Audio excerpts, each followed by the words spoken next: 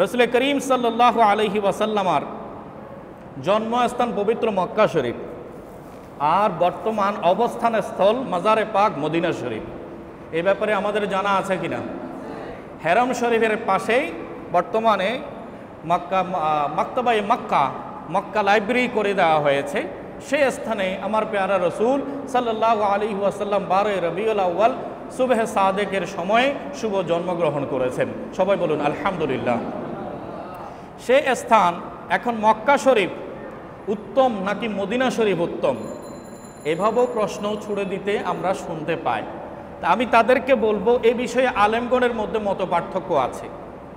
তবে একটা জিনিস স্পষ্ট হওয়া দরকার, সেটি হচ্ছে যারা মক্কার ফজিলত বর্ণনা করেন তারা মদিনার সম্মান ও মর্যাদাকে অস্বীকার করেন না।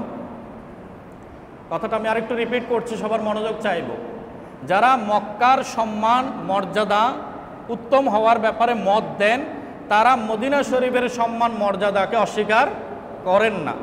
আবার যারা মদিনা শরীফের সম্মান এবং মর্যাদাকে উত্তম বলেন তারাও কিন্তু মক্কায়ে মুকাররমার সম্মান মর্যাদাকে অস্বীকার করেন না। দৃষ্টিভঙ্গি অনুপাতে কারো মত হচ্ছে মক্কা উত্তম, কারো মত হচ্ছে মদিনা উত্তম। একটু বড় করে বলি সুবহানাল্লাহ। শাইখে মুহাক্কিক আব্দুল হক মুহাদ্দিস দেহলভী রাহমাতুল্লাহি আলাই সূরা বালাদের প্রাথমিক আয়াত আম্মা পারার মধ্যে আছে। আল্লাহ সুবহানাহু ওয়া তাআলা ইরশাদ করেছেন, বিসমিল্লাহির রহমানির রহিম, লা উকসিমু বিহাদাল বালাদ। আল্লাহ বলছেন, আমি অবশ্যই কসম করছি, শপথ করছি এই পবিত্র নগরীর। এখানে বিহাদাল বালাদ বলতে পবিত্র মক্কা নগরীর কথা বলা হয়েছে। একটু বড় করে বলুন সুবহানাল্লাহ। বলছেন মক্কায়ে মুকাররমাকে নিয়ে আল্লাহ কসম করেছেন। তাহলে আল্লাহ যখন কোনো বিষয়কে কসমের জন্য উপযুক্ত হিসেবে উপস্থাপন করেছেন, সেটার মর্যাদা অন্যান্য বিষয়ের চেয়ে কম হবে নাকি বেশি হবে? বেশি হবে। এরপরের আয়াতে আল্লাহর হাবিব সাল্লাল্লাহু আলাইহি ওয়াসাল্লামের উপরে কোরআন নাজিল করে আল্লাহ বলছেন, আনতা হাইলুম বিহাদাল বালাদ। হাবিব, আমি মক্কাকে নিয়ে কসম করছি, মক্কাকে এত সম্মানিত করেছি, এর পেছনে মূল কারণ হচ্ছে ওয়া আনতা হাইলুম বিহাদাল বালাদ, এই নগরীতে আপনি পদচারণা করছেন, এই নগরীতে আপনি চলাফেরা করছেন। তা আমার হাবিব যেখানে চলে ওই জায়গা পৃথিবীর বুকে সবচাইতে আফজল জায়গা হয়ে যায়। একটু বড় করে বলুন সুবহানাল্লাহ। তো এখানে মুফাসসিরিনে মুহাদ্দিসিনে কেরাম মুফাসসিরিনে কেরাম একটা মত প্রকাশ করেছেন। তারা বলছেন, আমার রসুল সাল্লাল্লাহু আলাইহি ওয়াসাল্লাম যখন মক্কায়ে মুকাররমায় আছেন তখন মক্কা আফজল, আর যখন আমার রসুল মদিনা মুনাওয়ারায় আছেন তখন মদিনা আফজল। যেহেতু আল্লাহ কোরআনে বলছেন ওয়া আনতা হিল্লুম বিহাদাল বালাদ, আপনি রসুল আছেন বলে মক্কা এত দামি হয়েছে, তাহলে রসুলের উপস্থিতি অবস্থানটায় মক্কার ফজিলত মর্তবার জন্য আল্লাহ তাআলা কারণ হিসেবে উল্লেখ করেছেন। তো এখন আমার পেয়ারা রসুল, উলামায়ে কেরাম বলছেন রসুল পাক সাল্লাল্লাহু আলাইহি ওয়াসাল্লাম যখন মক্কায় ছিলেন তখন মক্কা আফজল, আর আমার রসুল যখন মদিনা মুনাওয়ারায় তখন মদিনা আফজল হয়ে গেছে। একটু বড় করে বলুন সুবহানাল্লাহ। এই কথাটা আমি একটা মিসাল দিয়ে আপনাদেরকে বুঝাই। এখানে স্থানটা বড় কথা নয়, এখানে অবস্থানকারীর উপরে নির্ভর করে আফজলিয়ত উত্তম হওয়ার বিষয়টা নির্ণয় করতে হবে।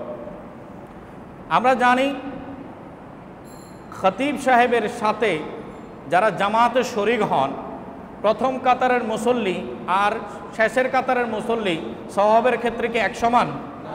পার্থক্য আছে কি না?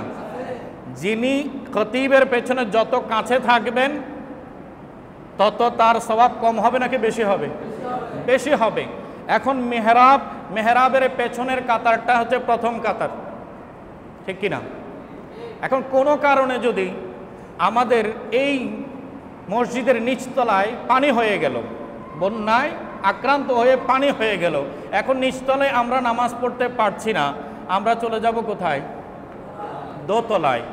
এখন খতিব সাহেবের জামাত কি নিচতলায় হচ্ছে নাকি দোতলায় হচ্ছে? দোতলায় হচ্ছে। এখন খতিব সাহেব দোতলায় চলে গেলেন, ওনার পেছনের কাতার সেটা আফজল হবে নাকি নিচতলার কাতার আফজল হবে? কথা বলেন। খতিবের সাথে যেটা ক্লোজ আছে, উনি যদি দোতলায় চলে যান তাহলে ওনার পেছনের কাতার প্রথম কাতার।